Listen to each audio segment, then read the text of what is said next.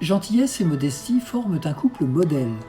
Elles travaillent paisiblement sans jamais faire aucun bruit et laissent le plus souvent les autres en récolter les fruits. Partage et générosité, c'est leur bonheur à elles.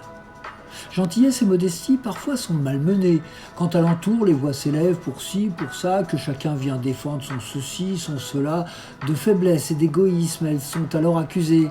Gentillesse et modestie refusent de prendre parti. Quand il faut dire c'est celui-ci ou celui-là, la faute à qui, la faute à quoi, les jugements, les certitudes, elles s'en méfient.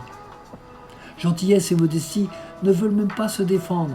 Quand tout le monde parle haut et les montre du doigt, car leur refus de juger, on ne le comprend pas, elles savent que dans ce chacun pour soi, il n'y a rien à attendre.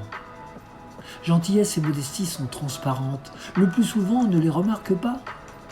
La bonté qu'elles distillent est inodore, on ne la sent pas. Elles sont là à faire du bien, le distribuent et chacun prend. Gentillesse et modestie, on les oublie, tellement lisses et tellement douces, invisibles, tout près de nous, comme si elles nous étaient acquises pour toute la vie. Gentillesse et modestie, on les découvre au crépuscule, à la fin du jour, au début de la nuit, quand on les sent ou pas partir sans bruit et même le plus souvent quand elles ne sont déjà plus là. Et avec elles, c'est une part du meilleur de chacun d'entre nous qui s'en va.